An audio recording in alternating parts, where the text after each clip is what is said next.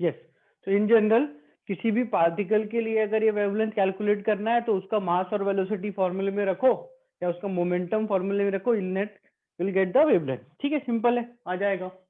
अब मोस्टली अपन ये जो अपने कल डिस्कस भी करा था कि जब ये अपन एक्सप्रेशन यूज करके वेवलेंथ निकालते हैं तो उसका सिग्निफिकेंस सब एटॉमिक पार्टिकल, जो पार्टिकल्स बहुत कम मास के हैं उसमें ज्यादा होता है। अगर मास ठीक ठाक केजीज में आ गया तो वेवलेंथ इतनी कम आएगी कि वो इतनी इंपॉर्टेंट नहीं होगी, राइट। सो लेट्स सी कि अगर अपन इस पार्टिकल की वेवलेंथ को इलेक्ट्रॉन के लिए निकालें तो अपन क्या कर सकते हैं। सो होता देखो यूं है कि अगर मैं वेवलेंथ को इस फॉर्मूले से कैलकुलेट करूं तो मुझे उस पार्टिकल जिसके लिए निकालना है उसका मास और वेलोसिटी चाहिए। क्या अपन किसी पार्टिकल की लैम्डा को मास एंड काइनेटिक एनर्जी से निकाल सकते हैं? मतलब मैं बोल रहा हूँ कि वेलोसिटी की बजाय अगर मैं तुमको काइनेटिक एनर्जी दे दूं तो अपन लैम्डा निकाल लें क्या? Yes sir. निकाल पाएंगे। क्या करेंगे, काइनेटिक एनर्जी को हाफ mv² रख के वेलोसिटी निकाल लेंगे और फिर यहाँ रख के वो लैम्डा आ जाएगा। बट ये ना बहुत फ्रिक्वेंटली होता है कि अपन को पार्टिकल्स की वेलोसिटी की बजाय बहुत बार ऐसा होता है कि उनकी एनर्जी दी जाती है। तो अपन क्या करते हैं कि एक बार इस कन्वर्जन को करके और याद ही कर लेते हैं सीधा। कैसे देखो करना है, हमने स्टार्ट करा kinetic energy equals half mv², होता है फॉर्मूला। अब यस मैं क्या सर। करता हूँ, इसमें थोड़ा चेंज करता हूँ, इस 2 को यहाँ ले जाता हूँ, दोनों साइड एक m से मल्टीप्लाई करता हूँ, तो 2 into mass into kinetic energy आ गया m²v², आ गया। चेक करो, ये 2 यहाँ आ गया और एक एक m यहाँ पर मल्टीप्लाई कर दिया तो ये m² हो गया। तो m into v which means p momentum is √2 into mass into kinetic. Sir मेरा वीडियो लैग हो गया था, आपने अभी यहीं से शुरू किया क्या? यहीं से शुरू किया है, कुछ भी क्लियर नहीं करा बोर्ड पे, right. So 2 into m into kinetic energy will be equal to momentum. और लैम्डा का जो फॉर्मूला था वो अपना h/mv h/p था। तो अपना वेवलेंथ का, डी ब्रॉगली वेवलेंथ का एक और फॉर्मूला क्या आ गया, lambda is equal to h/p की जगह हम क्या लिख सकते हैं, √2 into m into kinetic energy. This is the next lambda का फॉर्मूला जो आपको याद रखना है। सो बेसिकली आया तो फॉर्मूला h/mv से ही है, ऐसा कुछ अलग तो अपन ने करा नहीं है। बट तुम इसको ऐसे याद कर लो कि अगर मुझे किसी पार्टिकल का मोमेंटम या वेलोसिटी दी होगी, मोमेंटम दिया होगा, वेलोसिटी दी होगी, तो I will use lambda equal h/mv।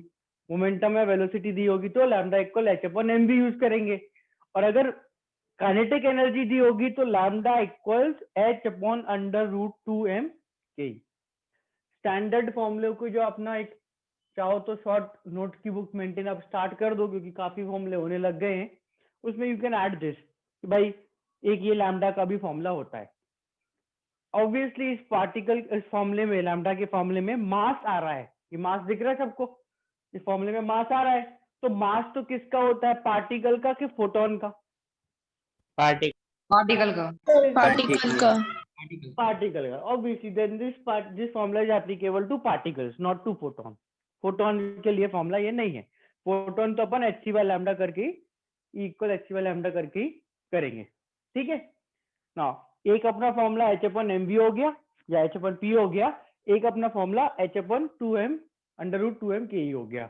अगर मोमेंटम वेलोसिटी दी है तो ये लगाओ, काइनेटिक एनर्जी दी है तो ये लगाओ, ठीक है ना। मोस्टली अपन ये जो फॉर्मूला लगाते हैं, कल हमारे डिस्कशन से निकल के आया था कि भाई ये सब तो, ये सारे जो फॉर्मूले वॉर्मूले हैं, these are all applicable to, ढंग से अगर इसका सिग्निफिकेंस देखना है तो सब एटॉमिक पार्टिकल पे लगाओ। ऐसे पार्टिकल पे लगाओ जिनका जिनका क्या है, मास बहुत कम है। And one of those particle जिसपे इसको बहुत बार लगाया जाता है is electron. One of those particle is electron. Now electron को हम जब इस फॉर्मूले में यूज करेंगे तो उसके लिए मैं इलेक्ट्रॉन के लिए जब ये फॉर्मूला यूज करूंगा ये फॉर्मूला H/mv कैसे आया वो तो डी ब्रोगली से पूछना पड़ेगा। अब sadly he is not alive any more, तो क्या करें बताओ तो कुछ नहीं ना। कर सकते, फालना ही पड़ेगा। देखो साहब, डी ब्रोगली ने दिया वही फालो। हाँ, तो जैसे इसका डेरिवेशन नहीं है, नहीं है डेरिवेशन, राइट। सो मैं बोल रहा था कि अपन इसको इलेक्ट्रॉन के लिए अगर अप्लाई करें ना, तो इलेक्ट्रॉन के लिए अपन ने क्या करो कॉन्सेप्ट पढ़ा था, एक मेटल की प्लेट पर फोटोन को स्ट्राइक करवाते थे, मुझे पता होगा। हाँ, yes sir. Photo electric effect पढ़ा था हमने, है ना, Yes, sir. Photo electric effect हमने पढ़ा था। उस फोटो इलेक्ट्रिक इफेक्ट में जो इलेक्ट्रॉन बाहर आता था, उसकी काइनेटिक एनर्जी हमने कैसे चेक करी थी, याद है? वो काइनेटिक एनर्जी के लिए मैंने एक एक्सपेरिमेंट बताया था कि भाई Yes, एक sir, प्लेट एमीटर है। लगा।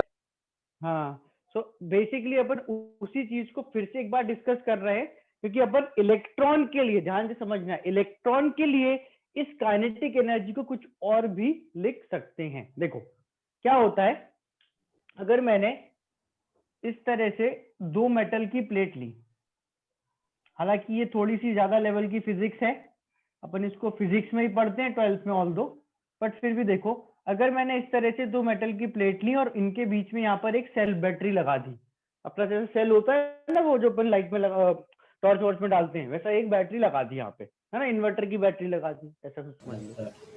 और इस मेटल की प्लेट पर हम फोटो इलेक्ट्रिक इफेक्ट करवा रहे हैं, तो फोटो इलेक्ट्रिक इफेक्ट से क्या होगा, इस मेटल की प्लेट से इलेक्ट्रॉन निकलेगा। Yes, sir. अब जो डिपेंडिंग अपॉन द फ्रीक्वेंसी या वेवलेंथ ऑफ फोटोन, ये जो इलेक्ट्रॉन निकलेगा उसकी अलग अलग काइनेटिक एनर्जी होगी। अब हुआ क्या कि ऐसा एक इलेक्ट्रॉन यहां से निकला, या चलो एक काम करो, इलेक्ट्रॉन नहीं, चलो ठीक है इलेक्ट्रॉन, हाँ, एक इलेक्ट्रॉन यहां से निकला और इसके पास कुछ काइनेटिक एनर्जी थी। अब किसी चीज के पास अगर काइनेटिक एनर्जी है तो वो ट्रैवल करेगा, उसकी वेलोसिटी होगी। बात समझ आ रही है? Kinetic Yes. एनर्जी का मतलब उसकी कुछ वेलोसिटी होगी, तभी तो काइनेटिक एनर्जी है। तो वो इलेक्ट्रॉन वेलोसिटी होने के कारण यहां से गया और यहां पर आकर रुका, एग्जैक्टली इस प्लेट पर आकर उसकी वेलोसिटी 0 हो गई। यहां देखना, ये जो वोल्टेज है वो V है बैटरी का, कैपिटल V, और वेलोसिटी को मैं यहाँ पे स्मॉल v इक्वल टू 0 लिख रहा हूँ, है ना, दोनों का सिंबल सेम होता है, मैंने नहीं बनाया। Voltage of battery capital V है और ये वेलोसिटी है स्मॉल v। ओके, सो अगर एक इलेक्ट्रॉन यहां से निकले और यहां पर आके रुक जाए, तो मुझे बताना यहां पर इलेक्ट्रॉन के पास काइनेटिक एनर्जी थी ke, कुछ काइनेटिक एनर्जी थी, और वो इस प्लेट तक आते आते क्या हो गई? 0।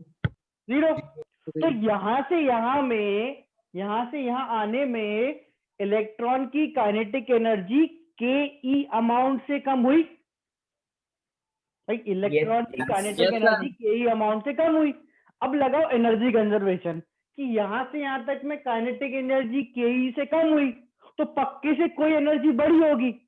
एनर्जी तो इलेक्ट्रॉन कंजर्व ही करके रखेगा, तो अगर काइनेटिक एनर्जी कम हुई तो कोई और एनर्जी बढ़ी होगी। जैसे याद है तुम्हारा वो एक अपन पोटेंशियल एनर्जी काइनेटिक एनर्जी में एनर्जी कंजर्वेशन करते थे, शायद 10th में कराओ, शायद ना कराओ, तो 11th में तो करना ही है। तो बेसिकली आई एम सेइंग कि अपन एनर्जी को कंजर्व कर दो, कि भाई यहाँ पे काइनेटिक एनर्जी थी, अब यहाँ नहीं है, तो यहाँ काइनेटिक एनर्जी नहीं है तो कोई और एनर्जी होगी, तो वो एनर्जी होती है, हाँ, वो एनर्जी होती है इलेक्ट्रोस्टैटिक पोटेंशियल के कारण। कि अगर तुम एक बैटरी लगाओगे V वोल्ट की, तो इस V वोल्ट की बैटरी के कारण इस इलेक्ट्रॉन के अंदर एक E into V, capital V, देखना ध्यान से, है ना, मैं यहाँ पे इसको एक काम करता हूँ, वेलोसिटी लिख देता हूँ, कंफ्यूजन ही नहीं होगा। हाँ, E इंटू V, जितना बैटरी का वोल्टेज है ना, दैट मल्टीप्लाई बाय इलेक्ट्रॉन का चार्ज, एनर्जी आ जाएगी। तो यहां से आने में, ध्यान से समझो, शॉर्ट एंड स्वीट चीज समझा रहा हूं काम की, यहां से आने में काइनेटिक एनर्जी के ई से कम हुई और एनर्जी ईवी से बढ़ी। तो अपन बोल सकते हैं क्या, K E equals E into V. ये इलेक्ट्रॉन की एनर्जी है। हाँ, ये इलेक्ट्रॉन की एनर्जी पहले काइनेटिक थी, अब इलेक्ट्रोस्टैटिक पोटेंशियल एनर्जी है। 12th क्लास फर्स्ट चैप्टर इलेक्ट्रोस्टैट में आपको ये डिटेल में पढ़ाया जाएगा। अभी सर जैसे काइनेटिक मैंने एनर्जी सर अगर कम हो रही है तो इलेक्ट्रोस्टैटिक बढ़ रही है, तो ये इक्वल कैसे हो सकती है सर? कुछ तो डिफरेंस होगा। ये एक देखो देखो जैसे ये ना इस तरह से होता है, जैसे मान लो अब तुमने यार अभी वर्क पावर एनर्जी भी नहीं पढ़ा, ये मार्कर है, ठीक है, इसको मैं यहां से ड्रॉप कर दूं h हाइट से, तो यहां पर मान लो ग्राउंड से इसकी हाइट h है, तो इसके पास कितनी पोटेंशियल एनर्जी होगी? याद है पोटेंशियल mgh। ये मार्कर नीचे जाएगा, ग्राउंड पे पहुंचेगा, तो इसकी पोटेंशियल एनर्जी क्या हो जाएगी ग्राउंड पे पहुंचते ही? एनर्जी में जीरो। जीरो हो जाएगी। पोटेंशियल एनर्जी कम हुई, और यस सर। नीचे जाती है। अभी तो देखो अभी इसकी काइनेटिक एनर्जी क्या है? Zero. mgh kinetic energy zero, rest पे है ना, हाथ में पकड़ रखा है, और नीचे पहुंचेगा तो काइनेटिक एनर्जी के ही होगी। यस तो सर। पोटेंशियल एनर्जी कम तो काइनेटिक एनर्जी बढ़ी, काइनेटिक एनर्जी कम तो पोटेंशियल एनर्जी बढ़ी। तो ये एक तरह से पोटेंशियल एनर्जी है। सर ये ईवी कैसे आएगा हमारा potential? E into B potential energy का फॉर्मूला। अगर तुम बैटरी के अक्रॉस इलेक्ट्रॉन को ट्रेवल करवाओगे तो इतनी उसकी पोटेंशियल एनर्जी बढ़ती है। जैसे mgh में m और g मास और g होता है, वैसे यहाँ पे E है, और जो h होता है वो ये पोटेंशियल V है। तुमको फॉर्मूले की जरूर याद करना है। देखो मैं फिजिक्स अभी पढ़ा नहीं रहा, और मेरे को अभी थोड़ा सा उसमें इंटरेस्ट इसलिए नहीं आ रहा क्योंकि ये चीज बहुत बेसिक से स्टार्ट करते हैं तो जल्दी समझ आता है। हाँ, यस आदर्श, W upon Q equal V वाला है ये, दैट इज तुम उस केस में उसको वर्क बोलते हो, मैं उसको एनर्जी बोल रहा हूँ। Okay sir. You have study somewhere वो फॉर्मूला। ये E इंटू बी एनर्जी है, पोटेंशियल एनर्जी है बैटरीज के अक्रॉस, एक इलेक्ट्रोस्टैटिक पोटेंशियल V के अक्रॉस चार्ज के ट्रेवल करने से आता है। अगर हाँ बेटा, सर काइनेटिक एनर्जी तो ऐसा ही सर, ये इलेक्ट्रॉन यहाँ से निकला वहां तक पहुंचा, काइनेटिक एनर्जी ऐसा ही सर, ये ईवी कैसे आ रही है सर बैटरी से? आप 11th के बाद 12th क्लास पढ़ोगे? Yes sir. ये 11th में छोड़ना है? वो सर पढ़ेंगे। पढ़ोगे, बिल्कुल पढ़ोगे, पता ही है मुझे, है ना। तो 12th क्लास में पहला चैप्टर होता है इलेक्ट्रोस्टैटिक। उसमें इस तरह के बैटरी सर्किट में पोटेंशियल बैटरी लगा के सब कुछ तुमको पढ़ाया जाता है। अभी जो तुम्हारी काम की चीज है वो ये है कि अगर V पोटेंशियल लगाया मैंने, V पोटेंशियल लगाया तो kinetic energy is charge into potential के बराबर। इसको मैं बॉक्स में डाल रहा हूं, ये एक फॉर्मूला है, इसको प्लीज याद करें और आगे बढ़े, है ना। ये फॉर्मूला है, कैसे आया जब 12th में समझाया जाएगा तब करना। सर कैसे आया तुम जितनी बार पूछोगे सर उतनी बार समझाएंगे, क्योंकि तब वो चीज वहां पढ़नी है। अभी इसको फॉर्मूले की तरह यूज करके अब इनको एटॉमिक स्ट्रक्चर में आगे बढ़ना है, ठीक है ना। ये चीज क्योंकि फिजिक्स की है इसलिए अपन इसको नहीं बोल सकते कि 11th में नहीं होना चाहिए। हाँ, ये ईवी एक्चुअली तो देखो, हाँ इस पर और आ जाते हैं कि जो ईवी है, इलेक्ट्रॉन वोल्ट तो अपनी यूनिट होती थी, तो इसमें ना एक चीज बहुत आसान है, क्या कि कोई बोले कि इलेक्ट्रॉन के पास काइनेटिक एनर्जी थी 10 electron volt, let's say 10 electron volt, ठीक है, 10 इलेक्ट्रॉन वोल्ट, तो वो पोटेंशियल ये जो V है कैलकुलेट ही नहीं करना, सीधा 10 वोल्ट हो जाएगा। वाइस वर्सा, अगर ये बैटरी नॉर्मली जो अपना एक छोटा सा सेल होता है कितने वोल्ट का होता है? 15। 1.5 वोल्ट का होता है, नहीं पता कोई बात नहीं। और जो अपन इन्वर्टर में बैटरी यूज करते हैं वो 12 वोल्ट की होती है मोस्टली। तो मान लो कि अगर मैं यहाँ पर 12 वोल्ट की बैटरी लगा दूं, क्या कर रहा हूं मैं, सुनना ध्यान से, 12 वोल्ट की बैटरी लगा दूं, तो ये इलेक्ट्रॉन यहां से यहां या यहां से यहां पहुंचेगा, तो इसकी काइनेटिक एनर्जी में चेंज गैस करो कितना आएगा? अगर ये 12 वोल्ट की बैटरी है तो कोई कैलकुलेशन नहीं करना, सीधा आंसर बताना है। 12 यूनिट इलेक्ट्रॉन वोल्ट, सीधा। बात समझ आ रही है कि जो बैटरी का पोटेंशियल है वही काइनेटिक एनर्जी का चेंज है इन इलेक्ट्रॉन वोल्ट। वही बोले नहीं नहीं नहीं इलेक्ट्रॉन वोल्ट समझ नहीं आता, जूल में बताओ आप तो साफ। तो 12 इंटू 1.6 10⁻19 कर दो, जूल में आ जाएगी। बट इलेक्ट्रॉन वोल्ट में तो वैल्यू निकालना आसान है ना, तो पहले उसमें निकालो। बात समझ आ रही है? Yes sir. Let's say next चीज, लेट्स से अगर ये इलेक्ट्रॉन ना होता, अगर ये पार्टिकल इलेक्ट्रॉन ना होता, ये कोई random particle with charge Q होता। अगर इलेक्ट्रॉन ना होके कोई चार्ज पार्टिकल होता जिसके पास चार्ज है क्यू, तो उस केस में के ई इंटू वी की बजाय क्यू इंटू वी हो जाता। भाई इसमें क्या है, मैंने तो इलेक्ट्रॉन का चार्ज रखा था ना। तो चार्ज अगर ई है तो ई इंटू वी, क्यू है तो क्यू इंटू वी। किसी भी पार्टिकल के लिए यूज क्यू इंटू वी और इलेक्ट्रॉन के लिए यूज ई इंटू वी। दोनों जो चीजें हैं ये के के एक तरह से फॉर्मूले हैं, समझ आ रहे हैं? सर ये यहाँ पे जो ई है यस सर। ये चार्ज है इलेक्ट्रॉन का, हाँ, मतलब एक ही और इलेक्ट्रॉन का चार्ज। एक इलेक्ट्रॉन का चार्ज है, वैल्यू है 1.6 इंटू 10⁻19। हाँ बस वही। है ना? सर, और जैसे यहाँ पे अच्छा, क्यू है तो यहाँ पे वो कुछ भी ले सकता है, 2 कूलम 4 हाँ कूलम। कोई भी प्रोटॉन लिया तो प्रोटॉन का चार्ज भी ई होता है, और 10 कूलम चार्ज ले लिया, 50 कूलम चार्ज ले लिया, और मान लो कोई आयन ले लिया जिसपे +2 +10 चार्ज है, ऐसा कुछ भी ले सकते हो। Yes sir. सर अभी आपने 12 वोल्ट की बैटरी बताई थी सर, उसमें इसका मल्टीप्लाई क्यों नहीं हुआ फिर चार्ज का? करा ना, यहाँ पे अपन ने इसमें वोल्टेज की जगह वी की जगह 12 रखा, तो वो के 12 इंटू ईवी आया, मतलब 12 इलेक्ट्रॉन वोल्ट। उसको अपन ने यूनिट में ले लिया, उसको अपन ने यूनिट में ले लिया। यहाँ पे वी की जगह तुमने वी की जगह 12 वी रखा, 12 वोल्ट रखा, तो उसको ई से मल्टीप्लाई ना करके तुमने क्या बोला, 12 इलेक्ट्रॉन वोल्ट ही बोल दिया। मैं करके दिखा देता हूँ यहाँ पर, ये लेफ्ट वाली चीज हटा दूं क्या, लिख ली क्या ये वाली? Yes sir. अब कोई बोले अच्छा काइनेटिक एनर्जी बताओ, अगर 12 वोल्ट की बैटरी है, 12 वोल्ट की बैटरी है, तो तुम बोलोगे भाई के ई होता है ई इंटू वी, 12 वोल्ट तो 12 इलेक्ट्रॉन वोल्ट। ये लो।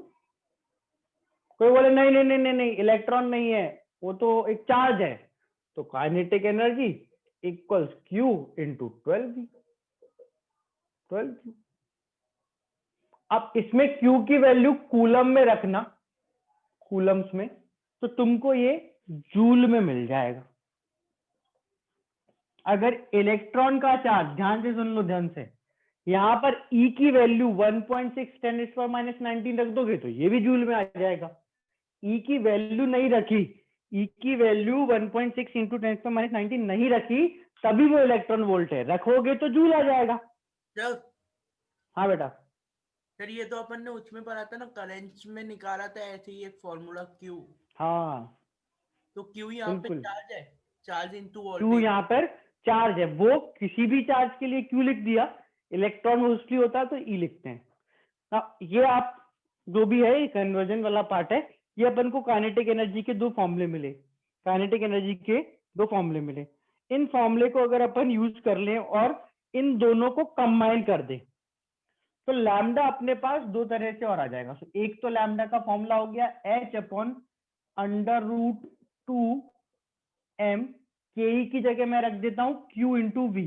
ध्यान रखना, कंफ्यूज नहीं होना, ये v जो है वेलोसिटी नहीं है पोटेंशियल है, v जो है वेलोसिटी नहीं है पोटेंशियल है। ये उस पार्टिकल का मास जिसका तुम्हें लैम्डा निकालना है, ये उसका चार्ज, और ये जो पोटेंशियल जिसके अक्रॉस अपन ने उसको एक्सेलरेट करा, या जिसके अक्रॉस वो चल रहा था, जिसके अक्रॉस वो मूव हो रहा था। ठीक है?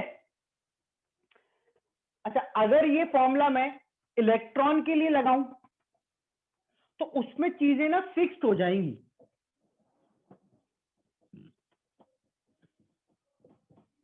चेक एक बार, लास्ट वाला फॉर्मूला चेक करो। किसी भी चार्ज के लिए तो मास भी कुछ भी हो सकता है, क्यू भी कुछ भी हो सकता है, पर इलेक्ट्रॉन के लिए मास, इलेक्ट्रॉन का मास होगा और चार्ज ई होगा, है ना?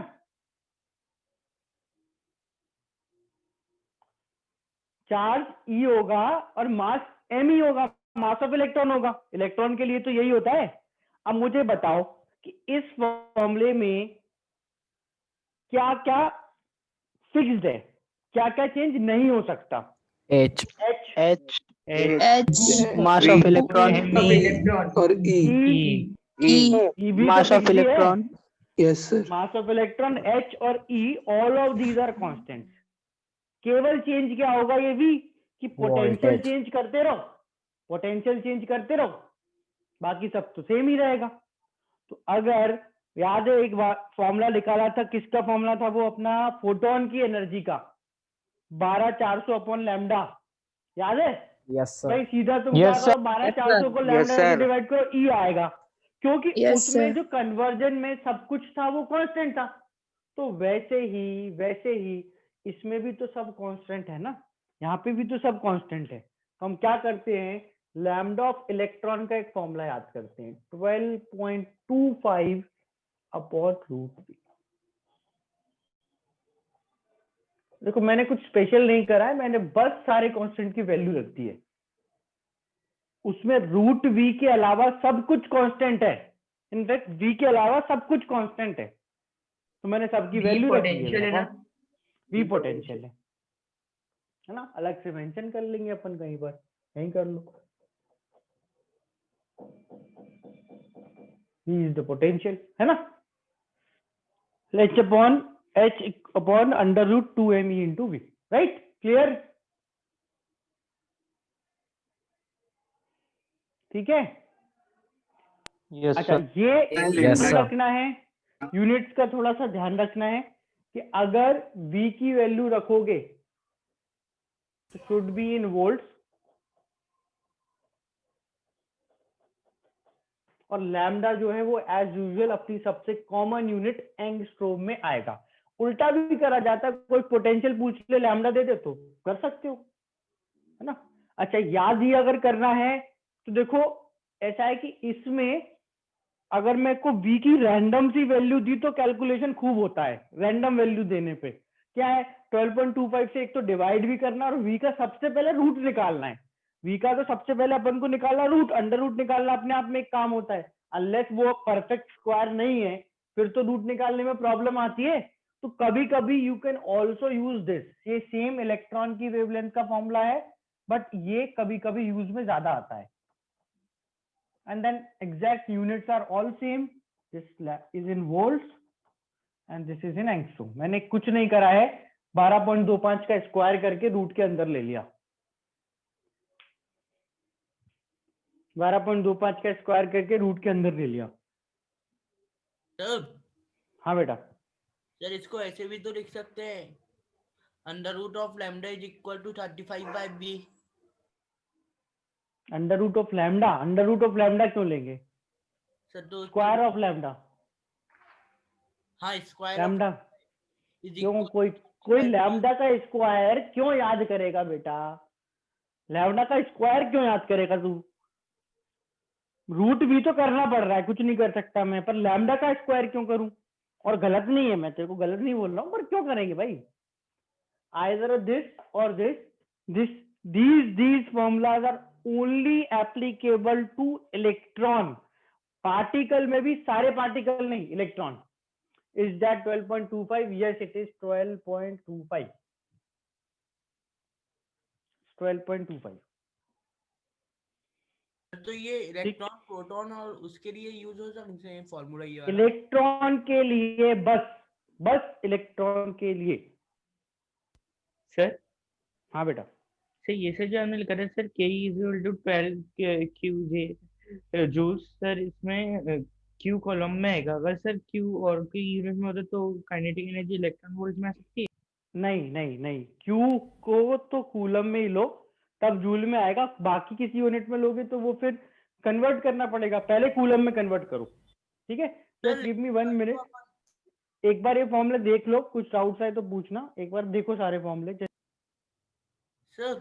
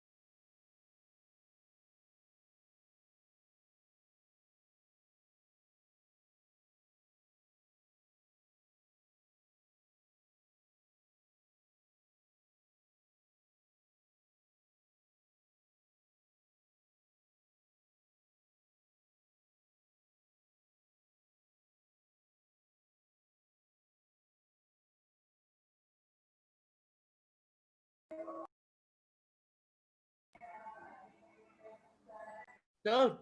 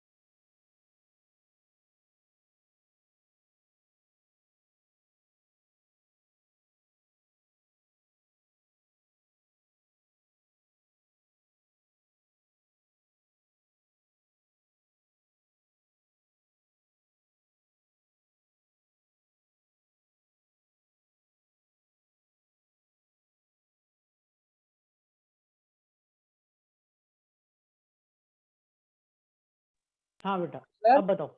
हाँ बेटा। सर ये हाँ। लैंड वाला फॉर्मूला है, इसमें चार्ज इनटू वी लिखा है सर, ये पीछे वाला फॉर्मूला है इसमें सर, जब भी हाँ। चार्ज गिवन होगा और इसलिए उसमें फॉर्मूला ये अप्लाई करना। तो इसमें सर ये हाँ। मास ऑफ इलेक्ट्रॉन के लिए करना है नीचे मास वाला ऑफ इलेक्ट्रॉन के लिए तो अपन ने 1.6 10⁻19 रख दिया। दूसरा Physical. देखो, सुनो, परेशान नहीं होना है, सुनो मेरी बात, मैं बता रहा हूँ एक्सपीरियंस से।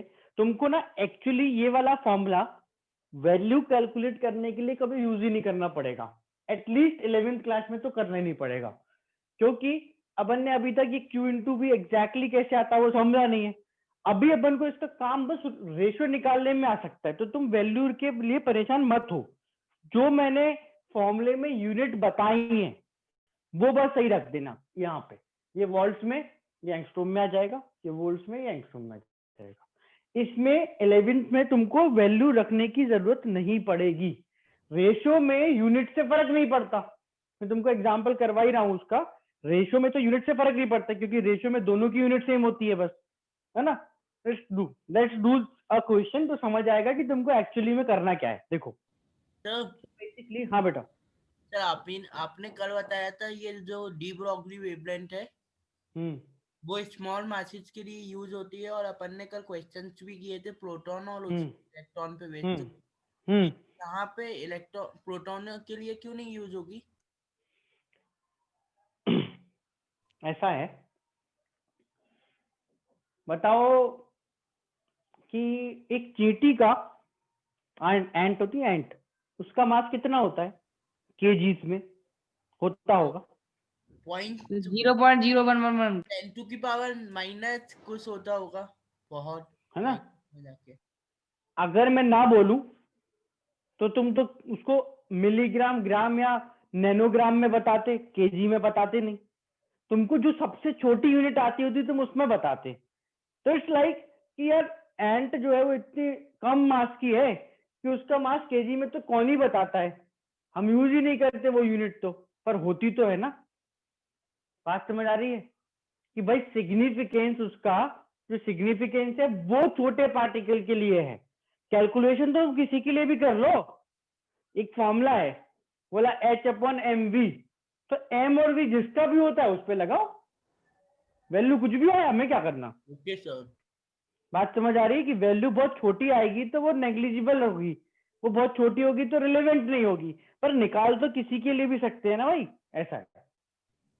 सर हाँ बेटा। सर एक बार आप सबकी यूनिट बता दीजिए ना सर। जैसे ये आपने क्यों बताया कूलम में रहेगा, लेकिन यहाँ जो इलेक्ट्रॉन का चार्ज रहेगा वो किस यूनिट में रहेगा, वो भी कूलम में? अगर तुम इलेक्ट्रॉन का चार्ज नहीं रखते ही नहीं हो तो वो एनर्जी इलेक्ट्रॉन वोल्ट में आ जाएगी, और इलेक्ट्रॉन का चार्ज कूलम में रखते हो तो जूल में, जो मैंने बोला है भाई ये चार्ज जो है अगर इसको तुम कूलम्स में रख दोगे तो ये जूल में आएगा। और इलेक्ट्रॉन के केस में क्योंकि electron volt is a unit, तुम कुछ भी नहीं रखोगे तो सीधा एनर्जी इलेक्ट्रॉन वोल्ट में ही आएगी। अगर इलेक्ट्रॉन का केस है तो यूनिट इलेक्ट्रॉन वोल्ट आ जाएगी, और कोई और चार्ज है तो उसका तुम इलेक्ट्रॉन से रिलेट नहीं करोगे, उस केस में यू कैन से पुट उसका चार्ज इन कूलम, तो energy will come out in joule. तो दो ही यूनिट है।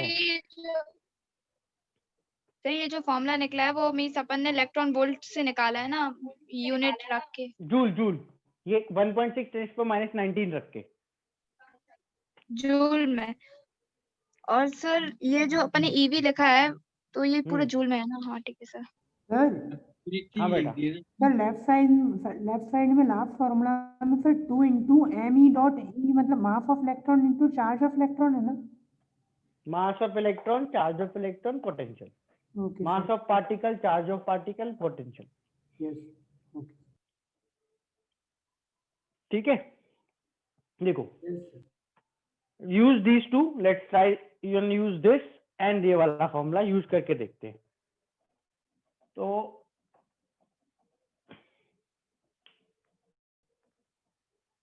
Find the ratio of wavelength of alpha particle and proton having same potential।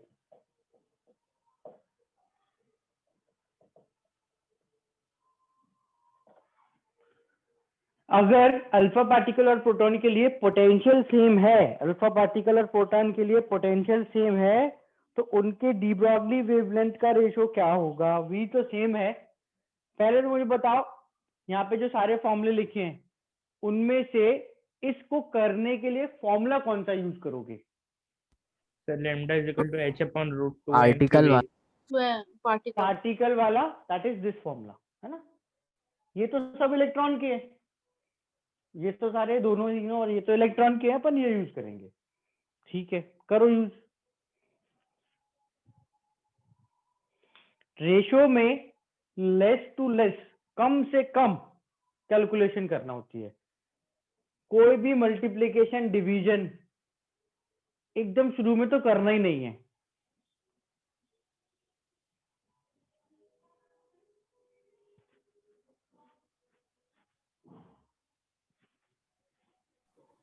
Sir alpha particle है तो उस पे चार्ज तो वो इलेक्ट्रॉन वाला रहेगा ना सर, तो बस उस पे जितना चार्ज होता है हाँ उसकी वैल्यू रख दो, value.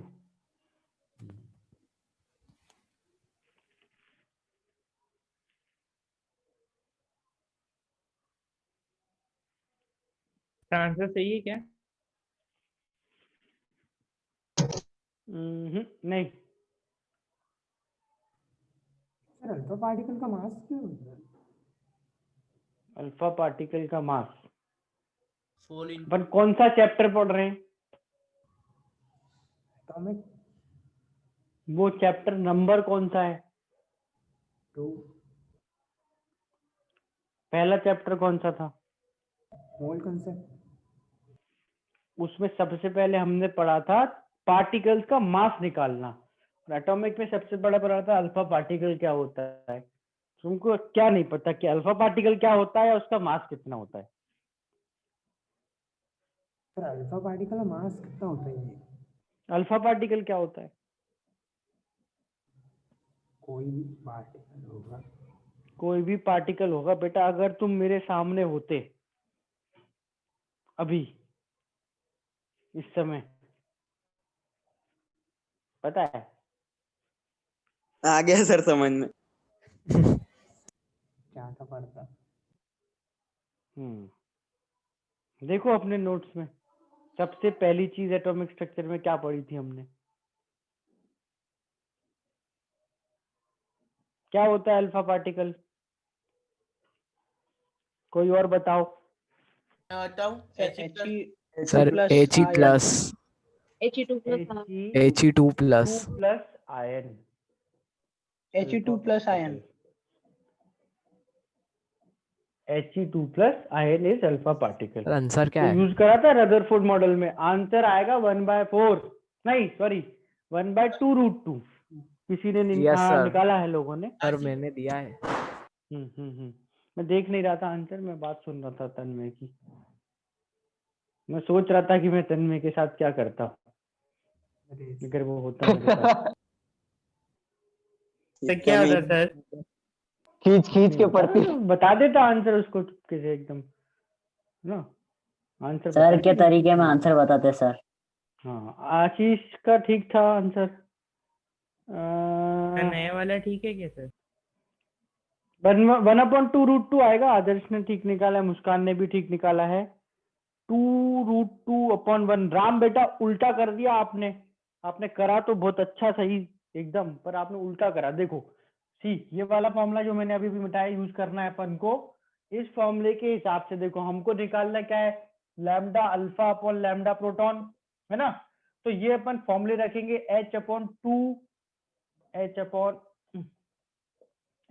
√2 into mass of alpha particle into charge of alpha particle, वो क्या होता है 2 E, और into V divided by H upon √2 into mass of proton into charge proton पे E होता है और V +1 चार्ज होता है प्रोटॉन पे। अच्छा, ये H से H कैंसिल होगा, 2 से 2 कैंसिल होगा, V से V कैंसिल होगा, E से E कैंसिल होगा। ये ऊपर जाएगा मास ऑफ प्रोटॉन का रूट, नीचे 2 इंटू अल्फा पार्टिकल का रूट। ये आ गया √MP mass of proton upon 2 into mass of alpha particle. Proton से अल्फा पार्टिकल का मास, जैसे प्रोटॉन होता है हाइड्रोजन एटम, उसका मास क्या होता है? हाइड्रोजन एटम का मास क्या होता है? 1 mu में बता दो चलो। 1 mu। और अल्फा पार्टिकल का यानी हीलियम एटम का मास 4 mu। तो ये 1/4 है। 1/4 मतलब ये क्या हो गया 1/8, which means this is √1/8 which is 1/2 √2।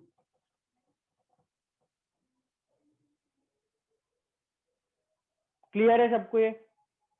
So can you please explain that again? कहाँ से बेटा, क्या समझ आया क्या नहीं समझ आया? So 1/√8 कैसे आया? ये वाला mass of proton mass of alpha particle. Proton जो है दैट इज H एटम। कहाँ गया प्रोटॉन? प्रोटॉन ये प्रोटॉन होता है H एटम, ठीक है, या H प्लस आयन स्पेसिफिकली अगर हम बात करें तो proton is H plus ion. उसका मास H के मास के बराबर यानी 1 mu होता है। और अल्फा पार्टिकल होता है He2 प्लस आयन। तो इस पे +2 तो है चार्ज और मास है 4 mu। तो मैंने मास रख दिया है 1 mu एंड 4 mu। ये 1 ये 4 इंटू 2 8। 2 इलेक्ट्रॉन वोल्ट कैसे? कहाँ 2 इलेक्ट्रॉन वोल्ट? अबे दो इलेक्ट्रॉन 2e चार्ज है He प्लस का, और V पोटेंशियल था, वो कटना था, इसलिए V लिख दिया था मैंने। समझ आ रहा है अभी? Yes sir yes 2E He plus का चार्ज है, He2 प्लस है ना। सर हाँ सर ये चार्ज को 2e क्यों लिख रहे हैं? फिर डायरेक्ट 2/1 करके काट नहीं सकते? कर सकते हो, कोई प्रॉब्लम नहीं है, एज लॉन्ग एज रेशियो। बात तो एक ही है, H पे चार्ज है +1, है ना। मुझे कोई बताओ जिसको भी ये 2E या E में डाउट आ रहा है, वो ये बताओ कि H पे, ये प्रोटॉन पे चार्ज कितना है। H प्लस पे कोई मुझे पूछ ले, है ना, कि भाई बताओ H प्लस पे कितना चार्ज है, क्या बताओगे उसको? +E +1 का चार्ज है। +1 का चार्ज बताओगे, बोलेगा भाई यूनिट बता दे। तुम्हारे सर ने समझाया नहीं कि यूनिट भी बतानी चाहिए, तो क्या बताओगे? कूलम। तो +1 तो अपन लिखते हैं, +1 का मतलब होता है कि अपन ने उससे एक इलेक्ट्रॉन निकाल लिया, है ना। तो एक इलेक्ट्रॉन निकालोगे तो इलेक्ट्रॉन के जितना पॉजिटिव चार्ज आएगा, तो +E, फिर तुम्हें यूनिट नहीं बताना, या +1.6 × 10⁻⁻19 कूलम्स।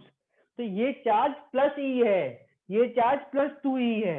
1 और 2 लिखोगे कोई प्रॉब्लम नहीं है, क्योंकि E तो कटना ही है भाई। अगर ये 1 है तो ये 2 है, तो वो तो रेशो में सेम ही है, बात तो एक ही है।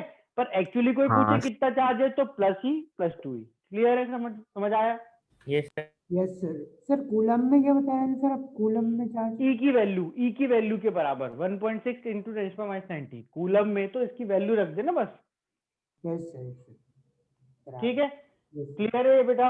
ये 1/√8 जो वैल्यू आ रही है, कैसे आ रही है? अब यहाँ देखो, यहाँ पर मैंने ऑल द रेशियो में भी मैंने यहाँ पे E लिखा था और डिस्कशन भी करा। अब तुम वैल्यू रख तो सकते ही हो, पर एक्चुअली में वैल्यू नहीं रखना पड़ी। हमने जो रेशियो निकाला उसमें हमने तो दोनों चीजों को कंपेयर करा। पोटेंशियल जैसे फॉर एग्जांपल रखा, कैंसिल हो गया। कोई बोले कि पोटेंशियल 10 वोल्ट 20 वोल्ट है, वो रख देना। यूनिट जो भी है कुछ भी रख देना, सेम रखना बस। बात समझ आ रही है? तो ऊपर रेशो में यूनिट रखी है, वो नीचे रेशो में यूनिट यूज करो, कोई भी कर लो। कोई बोले चार्ज मुझे 1 और 2 लेना, ले लो। 1E और 2E लेना, ले लो। पोटेंशियल हमें 10 और 20 लेना, ले लो। बस make sure the units are same, बस दैट्स इट। ठीक है ना? राइट। तो ये अपना पहला जो फॉर्मूला था, उस पे बेस पे अपन ने क्वेश्चन कर लिया। हमने डिफरेंट पार्टिकल्स के लैम्डा का रेशो निकाला। एक्चुअल वेवलेंथ अपन को रैंडम पार्टिकल्स की नहीं निकालना पड़ती, इलेक्ट्रॉन की निकालना पड़ती है।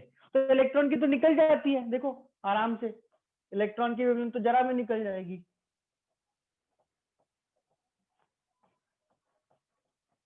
कोई बोले कि find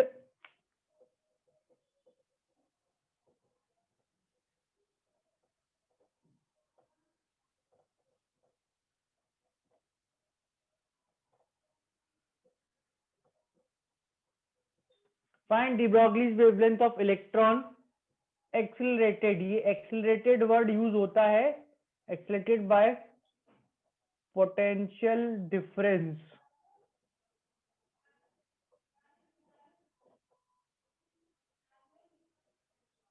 of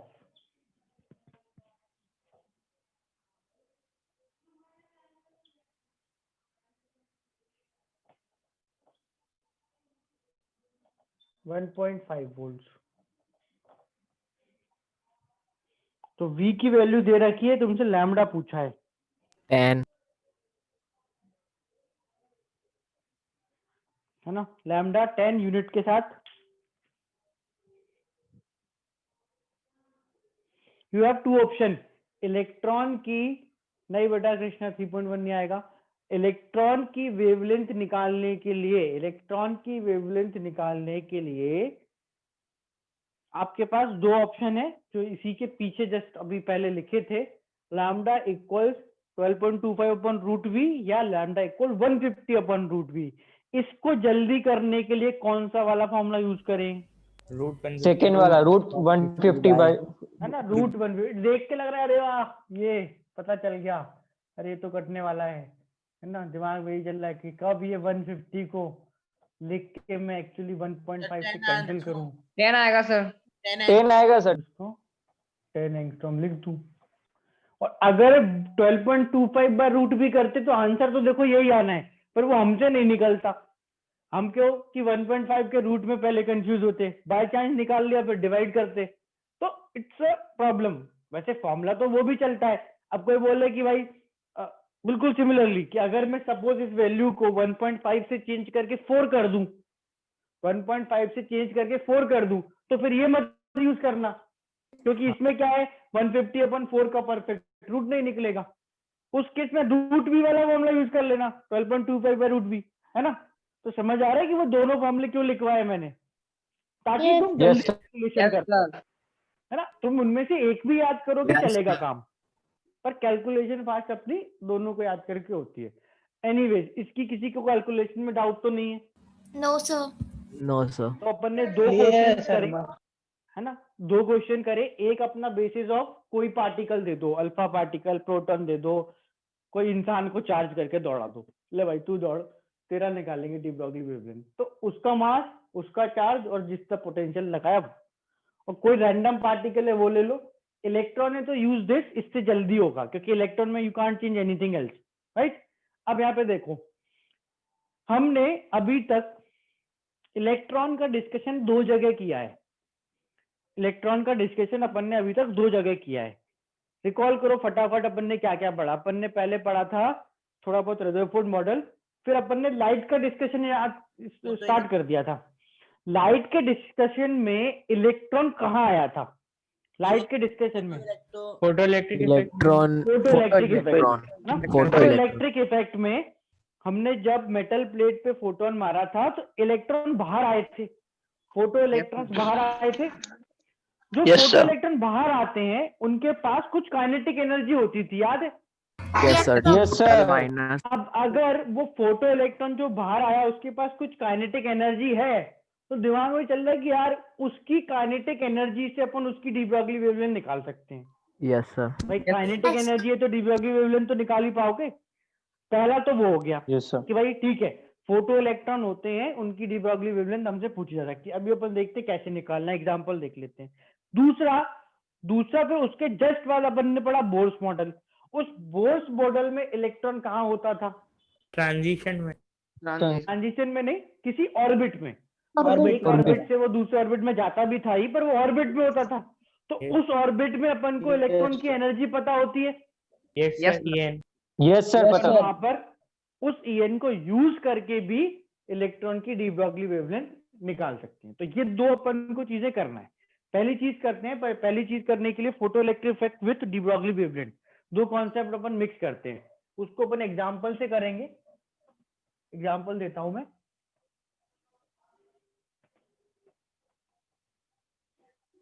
photo electric effect D Broglie wavelength, देखो मैं बताता हूँ।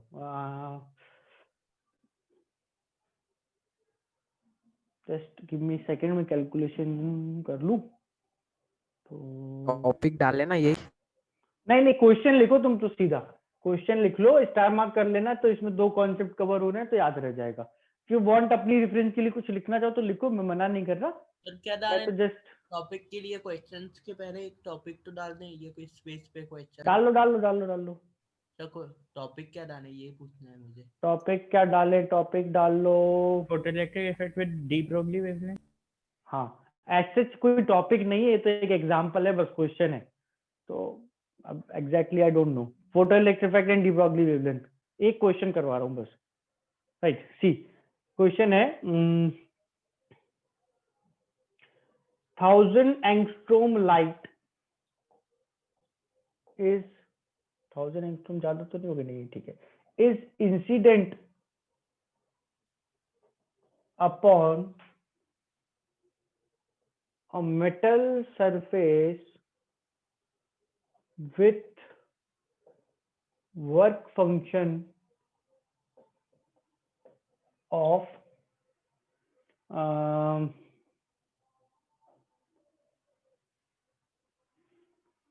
6.4 electron volt.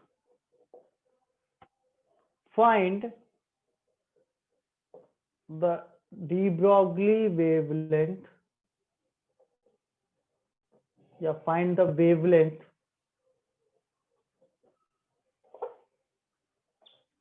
of photoelectron if ejected. तो भाई एक लाइट को मेटल पे मारा और मेटल का वर्क फंक्शन दिया है, पूछ रहा है कि जो फोटो इलेक्ट्रॉन इजेक्ट हुआ तो वेवलेंथ बताओ। तो अगर तुम्हें लगता है कि वो इजेक्ट होगा, फोटो इलेक्ट्रॉन इजेक्ट होगा, तो वेवलेंथ बतानी है, और तुमको अगर लगता है नहीं होगा तो बस चल कुछ नहीं करना फिर। सर फोटो इलेक्ट्रॉन के बाद क्या लिखा है? यस सर, क्या लिखा है वो? फोटो इलेक्ट्रॉन इफ इजेक्टेड, मतलब ये सरकास्टिक क्वेश्चन है बहुत ही लेवल का। अगर तुमको लगता है फोटो इलेक्ट्रॉन इजेक्ट होगा तो वेवलेंथ निकालो, तुम्हें लगता है नहीं होगा तो मत निकालो। सर वो 64 है। 6.4 है, डेसिमल वो छोटा है एक्चुअली में। 6.4 1000 6.4। ऐसे क्वेश्चन आते हैं क्या सर जेई में जिसमें ऐसा बोल देते हैं और फोटो इलेक्ट्रिक इफेक्ट कभी नहीं होता है? सब्जेक्टिव में तो कुछ भी आ जाता था पहले, बहुत पहले। अब ऐसा है कि नहीं, इफ इजेक्टेड तो कैसे लिखेंगे? सर मास क्या ले सर, मास? जरूरत नहीं है, जो भी है जरूरत है वो सब दिया हुआ है। इलेक्ट्रॉन है ना, मास तो तुम्हें पता ही है, पर जरूरत नहीं है मास की।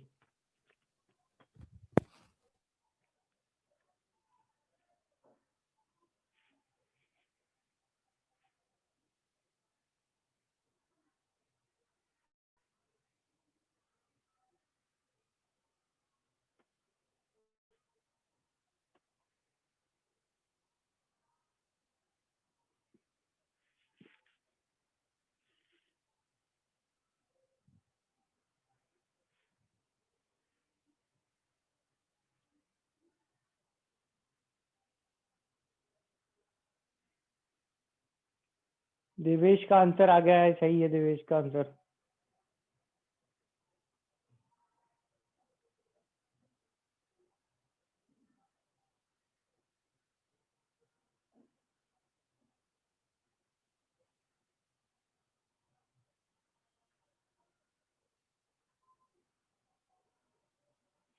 देखो एक अपन को वेवलेंथ की वैल्यू दी है 1000 एंगस्ट्रॉम,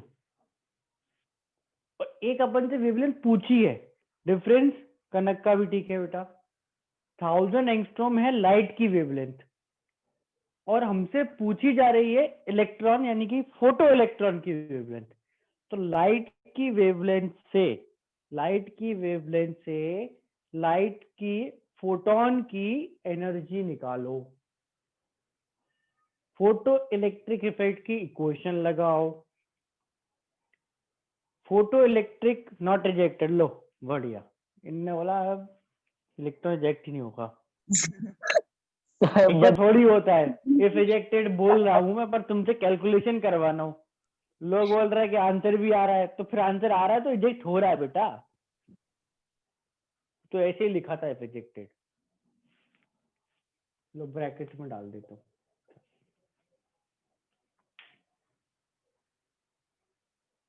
भावेश का भी आ रहा है आंसर। राम बेटा कैलकुलेशन मिस्टेक हो रही कुछ नहीं, आदर्श इतनी डिफिकल्ट नहीं है कैलकुलेशन। हर वो यूनिट जिसमें तुम्हें कैलकुलेशन करना है मैंने सब बताया है, और यूनिट पे तो मैं बहुत ध्यान देता हूँ ताकि तुम फास्ट कैलकुलेशन करो। तुमने रैंडम वैल्यू रखी है, वो आंसर सही भी हो सकता है, आई डोंट थिंक वैसे होगा, पर हाँ मतलब मुश्किल, बहुत मुश्किल है। स्वास्थ्य का आ गया,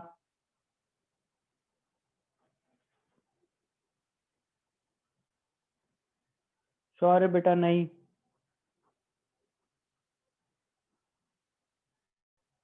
चलो लेट्स सी, देखते हैं। 5 एंगस्ट्रॉम आंसर आएगा, है ना? सर 4.8 नहीं आएगा सर? 4.8 into 10 के अपना मैंने जो बेटा कैलकुलेशन बताई उससे तो देख एग्जैक्ट आएगा। ईपी 12400 बटे 1000 12.4, याद है फॉर्मूला, यूज करा है कभी? Yes sir. है ना? EP equals work function 6.4 plus के। काइनेटिक एनर्जी कितनी आ गई? 6। काइनेटिक एनर्जी अगर 6 इलेक्ट्रॉन वोल्ट है तो पोटेंशियल 6 हो जाएगा। Yes sir. बोला था मैंने, पोटेंशियल अगर काइनेटिक एनर्जी दे रखी हो इलेक्ट्रॉन वोल्ट में तो वही सेम पोटेंशियल होता है ना। राइट, इस 6 को रख दो, under root lambda electron equals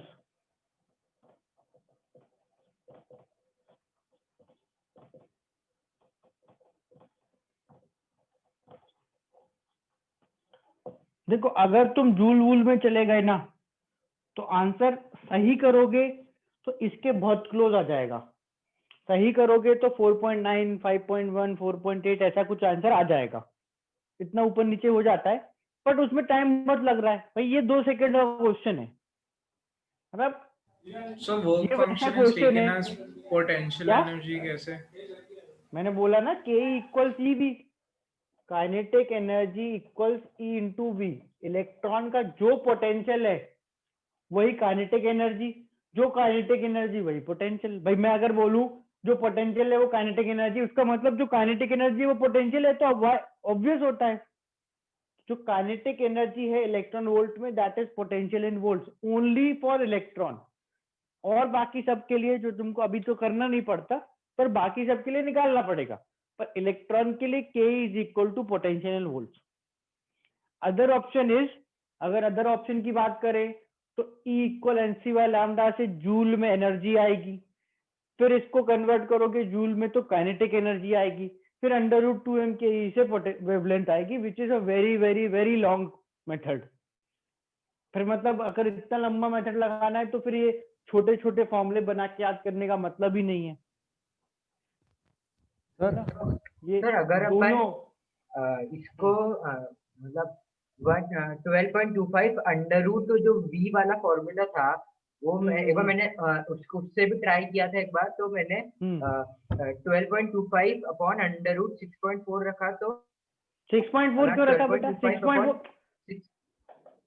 6.4 तो वर्क फंक्शन है। 12.25 upon under root 6 same value close to 5। 6 work function, 6.4 तो वर्क फंक्शन है, काइनेटिक एनर्जी तो 6 है, तो 12.25 बाय रूट 6 करोगे यही आएगा, सेम आंसर आएगा, सेम आंसर आएगा। राइट, डाउट तो नहीं है? क्लियर हुआ?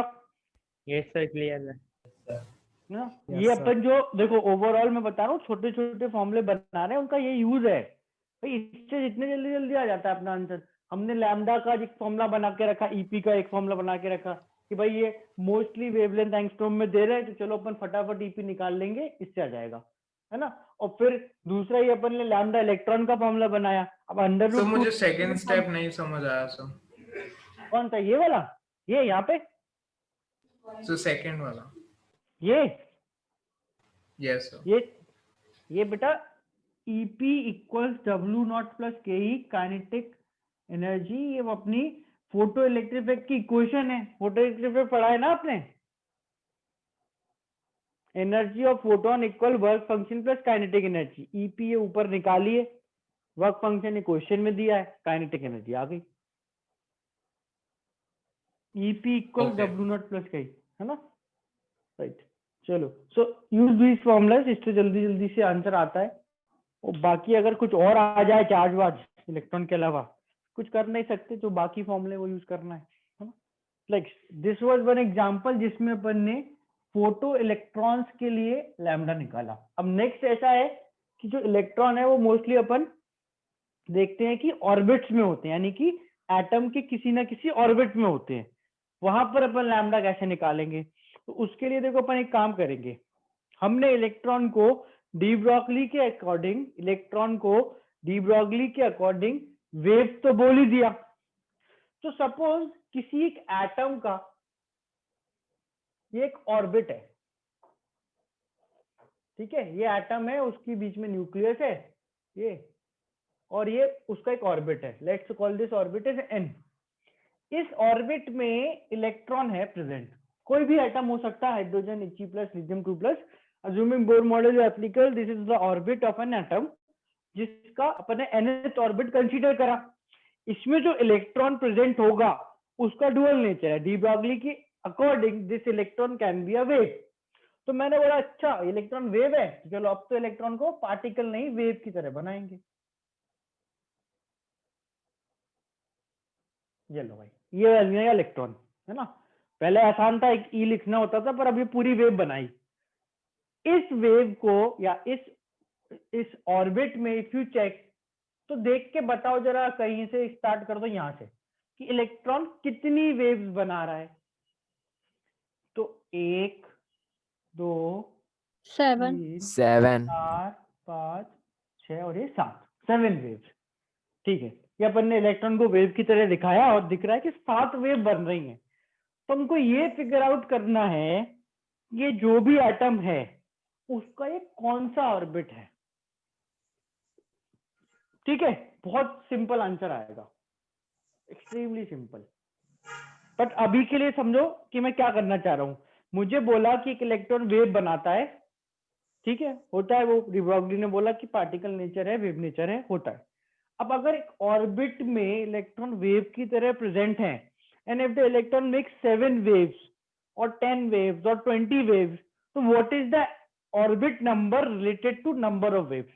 We are trying to relate orbit number and number of waves of electron. Let's see कैसे करना है। तो ऐसा करो, नंबर ऑफ वेव्स को ध्यान से देखना, नंबर ऑफ वेव्स को n 7 ना लेके नंबर ऑफ वेव्स को n डैश मान लेते हैं। जैसे कि अभी इस एग्जांपल में n डैश क्या है डायग्राम के हिसाब से? 7 7 है। मैंने एक रैंडम नंबर n डैश ले लिया, ठीक है, क्योंकि मुझे फॉर्मूला जैसा बनाना है कि भाई ऑर्बिट नंबर और वेव के नंबर्स में क्या रिलेशन है। स्टार्ट करा, यहां पर n डैश वेव्स बनी है, तो कोई इस ऑर्बिट की सरकमफेरेंस बता सकता है क्या? 2 pi r in terms of, एक तो 2 पाई आर, और in terms of wavelength and N dash lambda. भाई ये लंबाई लैम्डा होती है, 2 lambda, 3 lambda, 4 lambda, 5 lambda, 6 lambda, 7 lambda, और एन डैश वेव बनाएंगे तो एन डैश लैम्डा। देखो एक बार, यस सर, है ना। Yes sir. सरकमफेरेंस का फॉर्मूला भी रख दिया अपन ने, 2 pi R N equal N dash lambda क्या, तो एच अपॉन एम इलेक्ट्रॉन का और वी nth ऑर्बिट का। भाई यहाँ पर जो इलेक्ट्रॉन वेव बनाएगा उसका मास तो m ही होगा, और जो ऑर्बिट है वो nth ऑर्बिट माना था, उसमें इलेक्ट्रॉन की वेलोसिटी vn होती है।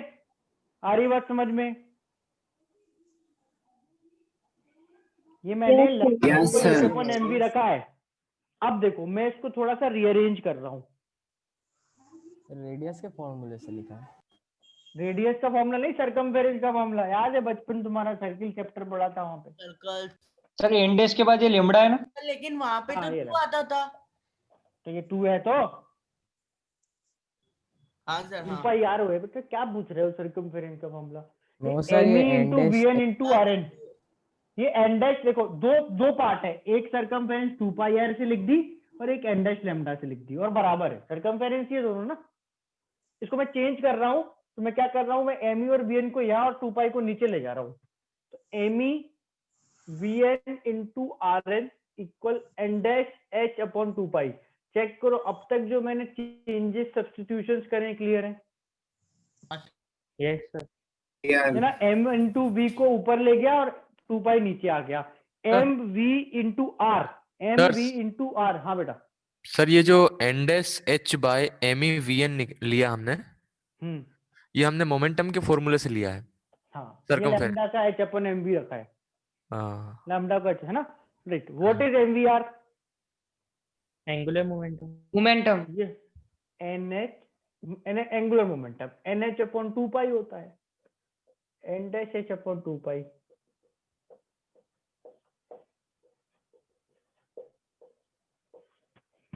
जो ऑर्बिट का नंबर है वही वेव्स का नंबर है, एन और एन डैश सेम। ये इसका प्रूफ है। किस कोई प्रूफ कर रहा था ना सर, प्रूफ कहाँ है? लो, वेव्स का number in orbit is equal to orbit number. अगर एक इलेक्ट्रॉन अच्छा चलो एक और चीज पूछता हूँ, ये कौन सा एटम है?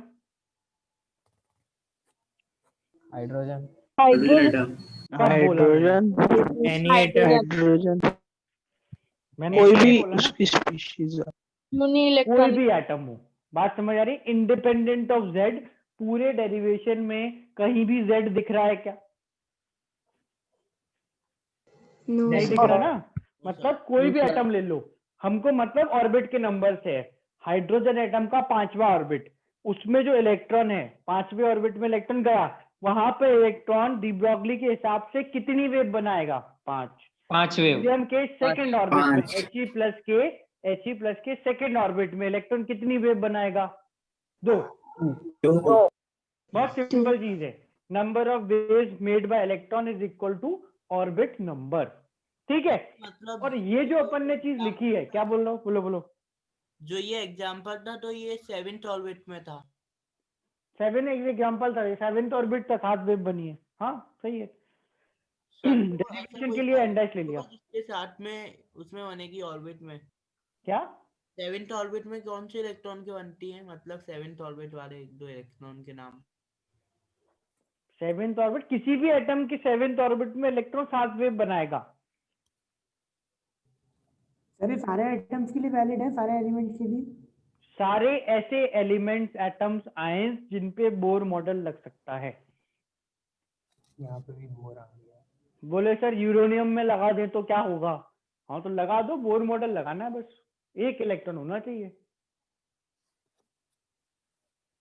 नहीं, कोई स्पेशल नाम नहीं है वेव्स का, जस्ट अ कॉन्सेप्ट कि अगर इलेक्ट्रॉन को वेव की तरह ट्रीट करेंगे तो ऑर्बिट में वो वेव का नंबर उस ऑर्बिट के नंबर के बराबर होगा।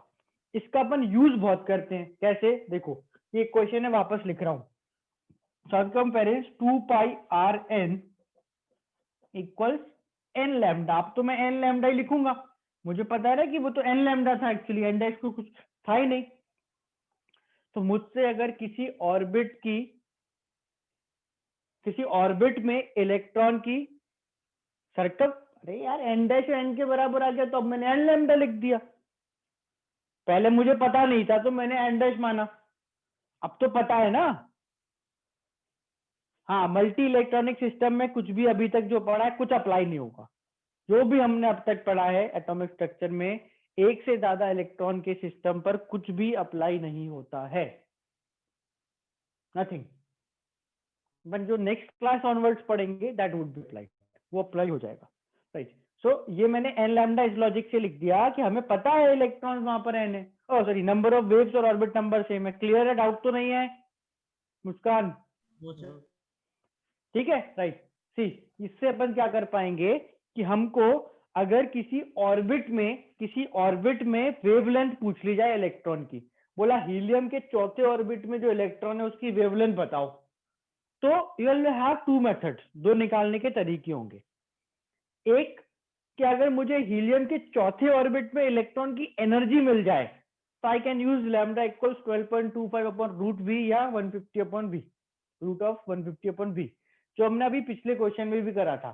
तुमको कहीं पर भी इलेक्ट्रॉन की एनर्जी पता है इन इलेक्ट्रॉन वोल्ट तो तुम लैम्डा निकाल सकते हो, यस और no? Yes sir. Yes sir. अपन को नहीं पता, अपन को नहीं फर्क पड़ता इलेक्ट्रॉन क्या कर रहा है, क्या नहीं कर रहा है, उसकी एनर्जी दो, हम लैम्डा निकाल के देंगे। That is your one method, you can use it, answer उससे भी आ जाता है। दूसरा तरीका ये है, इस तरीके में अपन को एनर्जी की बजाय रेडियस काम आती है। कि किसी ऑर्बिट की मैंने लिखी सरकमफेरेंस 2 पाई आर एन, और ये उसमें बनने वाली वेव्स का नंबर विच इज एन, उसी का ऑर्बिट का नंबर और लैम्डा, तो लैम्डा आ जाएगा, है ना। लेट्स ट्राई दिस, इसको ट्राई करो।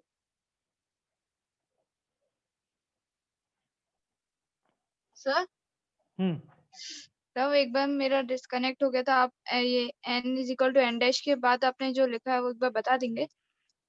सरकमफेरेंस इक्वल एल लैम्डा, वो तो पहली सर वाली चीज लिखी है। Circumference 2 pi R N equal N lambda, same ही चीज लिखी है जो पहले लिखा था यहाँ पे, same. Yes sir. Find wavelength mean sir orbit number या वेव्स दे दे, कुछ भी रख एन सकते। डैश है ना, तो यहाँ पे एन डैश एन होगा ले ना। ले, एन डैश ले। यार तुम कैसे लोग हो, यहाँ n डैश लिखो, वो n के बराबर ही तो है, मतलब जहाँ नहीं खाली n डैश लिख दो, लिख दो n डैश, n डैश और n तो अभी दिखा है ना बराबर है, तो n लिख लो, n डैश लिख लो, तुम्हारी मर्जी है। तो जो सेम चीज है, a लिखो b लिखो, a इक्वल टू b है, अभी निकाल के दिखाया ना n और n डैश सेम है। फिर से इसलिए लिखा था कि भाई तुम यहाँ n डैश ले रहे थे, n डैश मत लो, n ले लो, कॉन्सेप्ट पढ़ लिया हमने अब, ठीक है। हाँ, रेडियस उसी फॉर्मूले से 0.529 थे।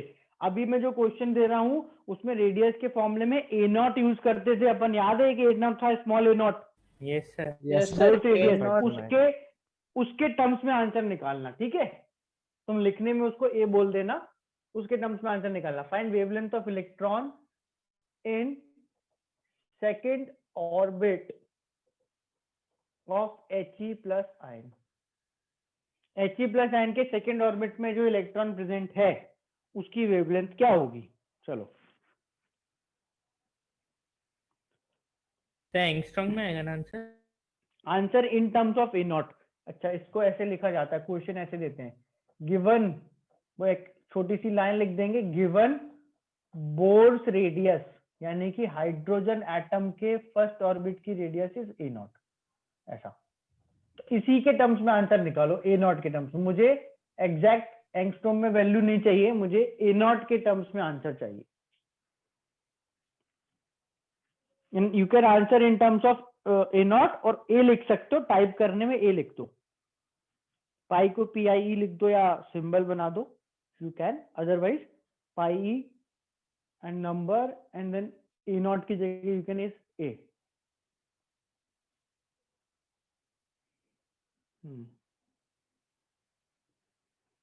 पाई इंटू ए आ रहा है, देखो, second orbit of He plus ion, इसकी सरकमफेरेंस लिखेंगे 2 पाई r, r यानी कि R2 किस ऑर्बिट में, किस एटम का, He प्लस का, इक्वल सेकेंड ऑर्बिट में 2 लैम्डा। चेक को, ये क्वेश्चन समझ आ गई तो क्वेश्चन हो गया।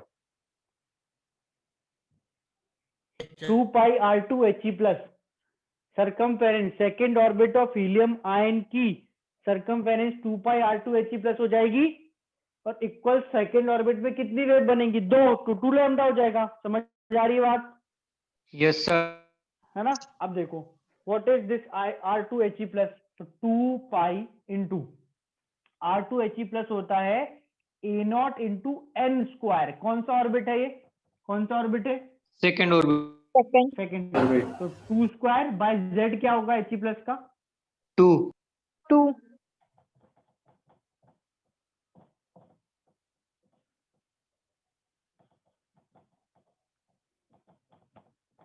यस सर, मेरा भी यही है सर, मेरा भी यही है सर। तो यूनिट क्या होगी सर? ए नॉट की यूनिट, जो ए नॉट की वैल्यू रखोगे तब यूनिट आएगी।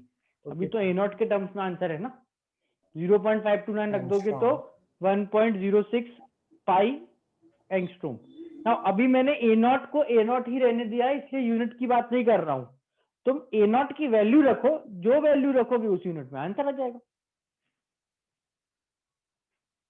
चेक करो, डाउट है इसमें किसी को?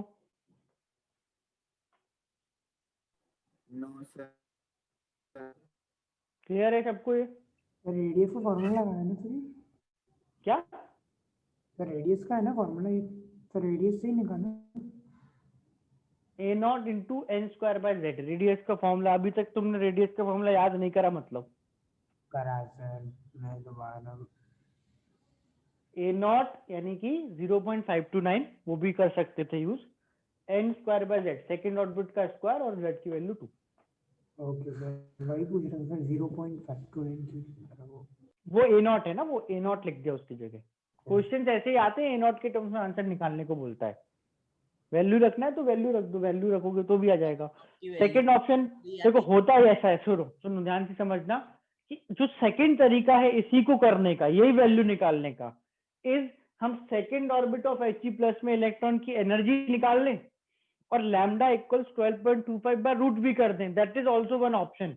पर उससे तुम्हारी वैल्यू, लैम्डा की वैल्यू एंगस्ट्रॉम में निकल के आ जाएगी।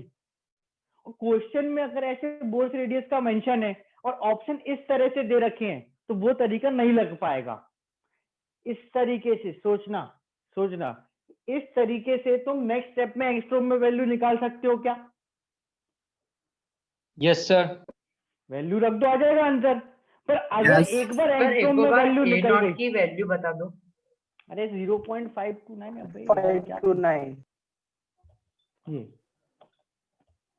आर नॉट का जो आर का जो फॉर्मूला होता था उसमें जो कांस्टेंट था, नंबर था, वो है ए नॉट।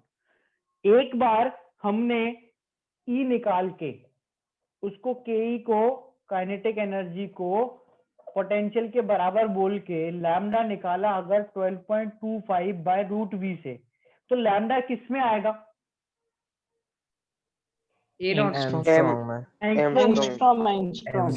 समझना कि इसको करके ए नॉट की वैल्यू रख के तो लैम्डा एंगस्ट्रॉम में आ जाएगा।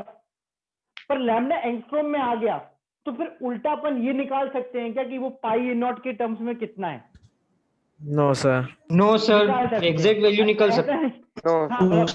पर उसमें फिर फालतू की बहुत मेहनत है, फालतू की बहुत मेहनत है ना यार। ये क्या हुआ, ये तो हम पहले ही कर लेते। ऑप्शंस में से सर एम निकाल ले। हाँ है ना, ऑप्शन में ए नॉट के टर्म्स में आंसर है तो यूज दिस।